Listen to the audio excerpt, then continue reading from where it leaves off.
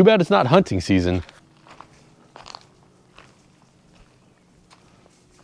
No hunting for birds today, just hunting for crawfish. Look at all these boat houses. First, I thought they were just building houses that looked like boats, and then I realized that they're actually boat houses, and they can float in the water if they need to. Boathouse on the hill, and there's a track that leads down to the water, so I guess they could drop the boathouse into the water and lift it back up there if they need to. Pretty cool. Maybe drop the boat down there in the summer, lift it up for the winter. Are we going to find crawfish today? I don't know. It's always a hunt to find those things for me.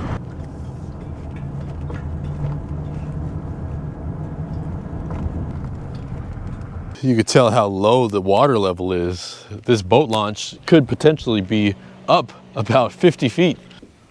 Some bass. So this is McClure Recreation Area on the Merced River. There's a $10 entry fee. Pretty dead right now this time of year. Let's see how cold or warm the water is. Oh, pretty nice. That's probably about 72 degrees. No crawfish here though. There's nothing over there by the lake. How about in here closer to the river? Whew.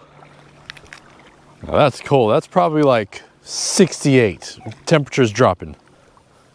No bigger sized boulders, so we'll keep hunting.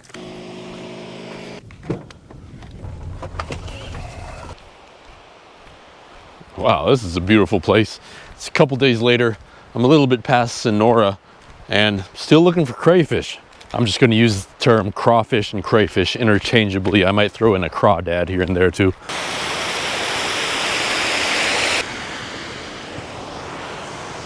Pretty cool spot. I don't see any crawfish yet though. Whew. Whew, it's chilly.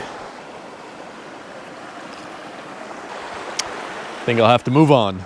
If you didn't know it, you might be paranoid that all this is poison oak. And even though a lot of these have 3 leaves, these ones have the thorns and they're not smooth and they're not discolored with hints of red and yellow. So not poison oak.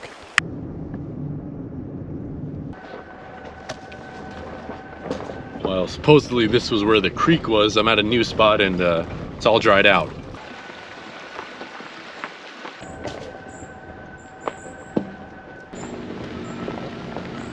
Hopefully I can turn around up here somewhere. There are literally hundreds of forest roads around here. It's gonna be hard to find a good spot. Random little mole. Must have just died last night. It's funny how those things die and they just fall on their back with their legs and arms straight up.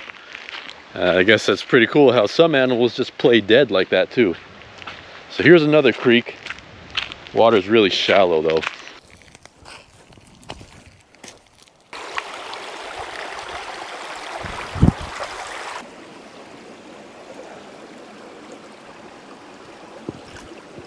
And it's tougher than I thought finding these crawfish on my own.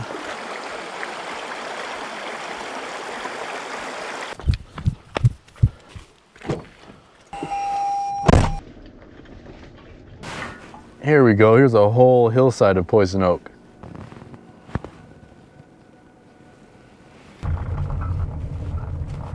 So I was almost about to give up. I was driving up the road and there's this guy who has access to the river. And I got a tip from another ranger. I've just been talking to as many people as I can. And they said, go up here. So I talked to him. He said, go on down by the river, go through the gate, and there might be some crawfish in there. Let's see what we can find here. Looks like good potential. Oh, there's one right there. There's a little crawfish.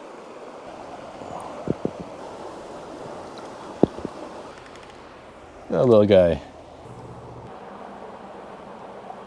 See you later, bud. So far, this place is awesome. Couple crawfish, real small though. I'll just keep hunting. That's cold water. Should have brought my swim shorts. I just want one. That's all I want. Oh, there's a big one. Here's a big one. Nice. These are just like lobster. They swim backwards. So I put my net behind him, just scare him in front. Boom, swims right into the net. Let's go. Healthy looking too. One. Give him some water so he can stay breathing. Oh, here's one. I found a small one. Just scare him back. Too small to keep. I'm also trying to lift these rocks up with as little disturbance as I can so it doesn't puff up a cloud of dust. Small one, real small one there. There he is. And the second one. That one's too small. Just one so far. May not be that many crawfish here, but man, I just found the mother lode of blackberries. Wow. So sweet. Ooh, yes. So juicy, so ripe. And just 3 big blackberries. You really feel the energy come back to you. You know, I think I'm actually missing out on a lot of potential crawfish just because I don't have bait. I've got some bacon in the car. I'm gonna get that. I feel like I could bring some out from beneath the rocks if I do that. Got the fishing pole, got my bacon. Now, the really nice thing about fishing for crawfish is that they're not tidal dependent or anything like that. So you can really take your time and there's no rush. So I got a little hook here. It's probably a size 8 or so. And I'm just gonna put on a piece of bacon. And this is a completely legal method of take for crawfish by hook and line. Any little rock I see that might have potential, but I just think it's too shallow here and there's not enough rocks. I just don't think that this is a good spot. A little bit like poke poling in a way. Just trying to get this one crawfish here. Oh, there's 2 decent sized ones. Oh my goodness, that's a big one. Big, big, big one. 2 giant ones coming out. Hang on there, buddy. Hang on all the way. Woo! Nice. Wow, look at that. That one is huge. Those claws got a lot of meat too. Woo! I thought that first one was big. There's another big one over here. There it is.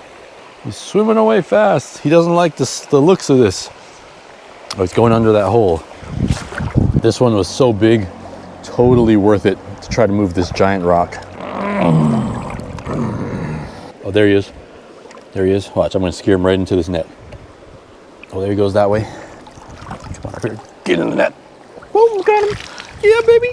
A net and a fishing pole with some bacon. That's all you need. And the cuts under the edge are so deep. Really good spots for the crawfish to hide under. Oh, there's one on it right now. He's probably gonna stay on it. Little one. Little one. But it's one. Ooh, baby. Getting them. Halfway to what I think would be a good meal. I'm gonna change out the water in this bag. It's so exciting when one of those big red ones comes out. It's really like a lobster.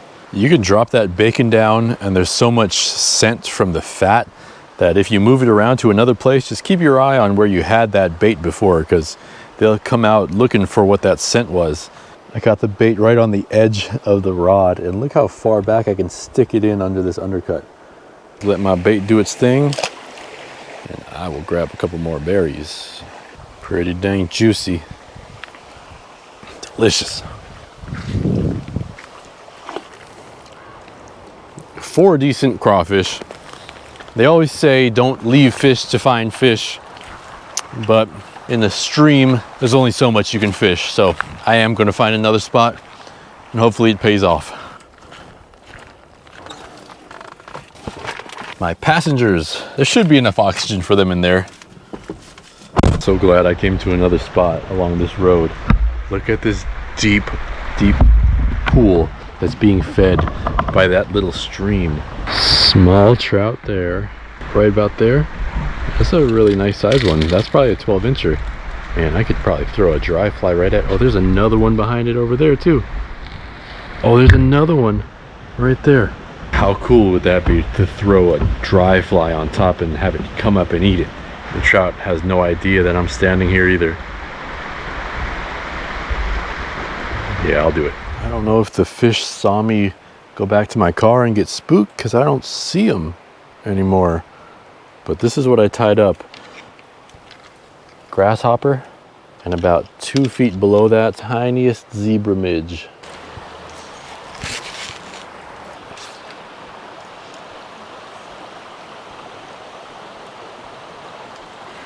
Once you can get over the frustration of hundreds of tangles and dealing with this tiny bit of line, especially if you find a nice spot like this, it's so rewarding to catch a fish.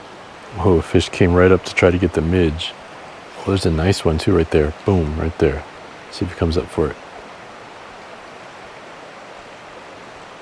Since I started casting, I haven't seen a trout anymore. They're all kind of tucked away in the corners, I think. I'll try for some crawfish again. I'm just casting out here and there, just trying to get this scent dispersed. And if any crawfish come out, the water's so clear I can see them perfectly. So really just trying to see if any come out from beneath these rocks anywhere. These fish are like piranhas. I'm just tearing this bacon up. A lot of really small ones like this one here. Almost not worth it to keep, but I'm so desperate. I'm so desperate for some that I'm going to keep this one. And there's just too many small fish that just keep getting in the way. They just tear this bacon up. I'm just going to put him in my pocket and hope he doesn't crawl out and try to get another one. Oh man, I've been at it for probably about six hours. So I'm getting pretty hungry. I should probably eat.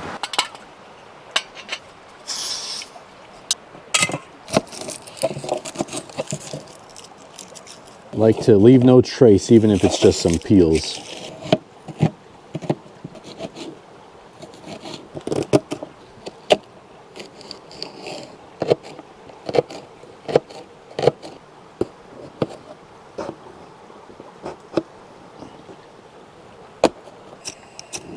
I can't believe I forgot the one thing that I really needed, and I always usually bring it. It's the butter. I forgot the butter, but we'll improvise today.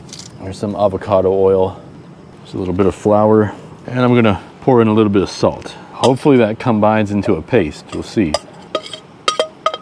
That was supposed to be butter, but didn't work out. So here's some scallions. While those heat up, I want to try something that I haven't tried with a live, well, fresh, dead now crawfish. I want to break off its tail, and I'm hoping that that disconnects that poop sac from its tail. I want to try to twist this bottom fin out. Oh, it's coming, it's coming, it's coming. Woo! Oh yeah, there we go. No guts in the tails now. Here's some chicken stock. More flour.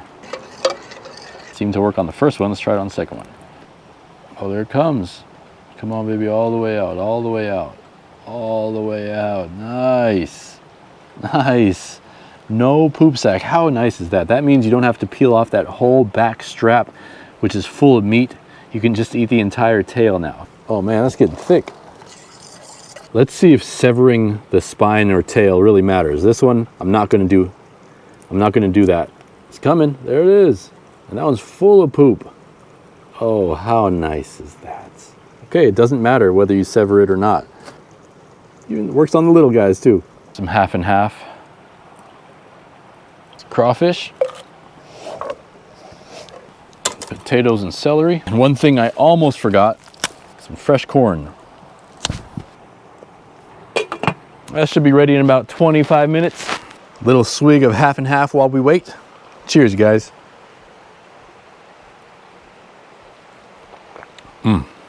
One thing I forgot, some Old Bay seasoning. A little smoked paprika. Some pepper. And lastly, some salt. This is about 15 minutes in. Maybe another 10 minutes. Well, I think it's time for a taste test. I added a bit more flour just to thicken it up. Let that cool. Some cilantro and a bit of green onion.